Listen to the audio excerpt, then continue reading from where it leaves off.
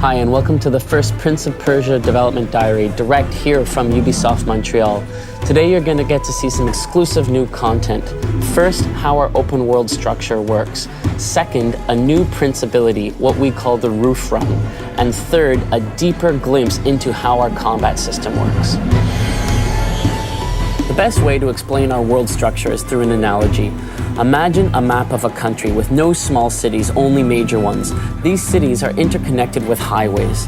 You get to choose how you navigate between the cities. Do you start in city A and then go to B and then C? Or do you start in B and then C and then back to A? It's all up to you. Of course, in order to navigate this world, you'll need to use the Prince's acrobatic abilities. Some of these you're familiar with, the runs, the jumps, the wall runs. Some of them you haven't yet seen. Here to explain an all-new Prince ability is Kevin, our lead game designer. Throughout the years, the Prince has gained many new abilities. It's been a real challenge for us game developers.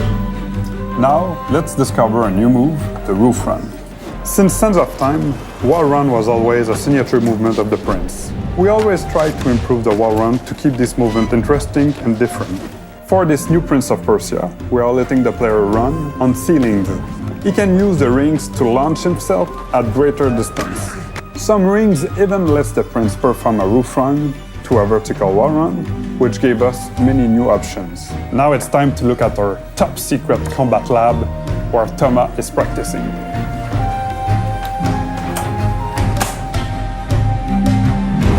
Hello there. Yeah, we wanted to bring the fight in Prince of Persia to a whole new level, so we designed a whole new system. Our ambition was to add reactivity and strategy that's found in most fighting games. In the conception phase, we used movies like Final Fantasy Advent Children or even games like Soul Calibur as our main source of inspiration while designing our combat system. Our main objective was to use camera, sound, and visual effects to support and present a fight experience that could rival scenes found in cinema. Now let's go check out Dave and animation. Animations have always been a fundamental part of the Prince of Persia universe. And now with our new engine, we're able to push these animations further than ever before.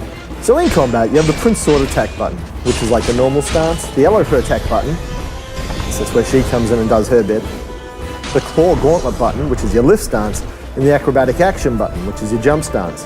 With those 4 buttons, you can build up some incredible combos, just like in fighting games, by switching in between these stances.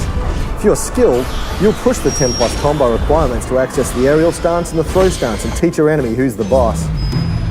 So Andrew is the guy responsible for writing this new installment of the Prince of Persia, and he's going to explain to you a little bit more about the bosses and about the sound design that's gone into making this game. For a new Prince of Persia, we obviously needed some new enemies. All of the enemies in this game stem from Ahriman, who's the dark god of corruption. There are the corrupted, who are Ahriman's lords, and also Ahriman's soldiers. Each of the characters is brought to life by the voice actors who've recorded thousands of different lines. Unlike previous games, the Prince and Elika have dialogue available so you can choose when they interact. They call out when performing acrobatics, and you can even taunt enemies during fights.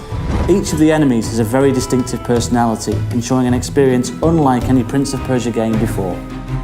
I hope you enjoyed this little tour of the studio and getting a chance to meet some of the development team members. Stay tuned for the next Prince of Persia development diary, where we'll have even more exclusive content for you.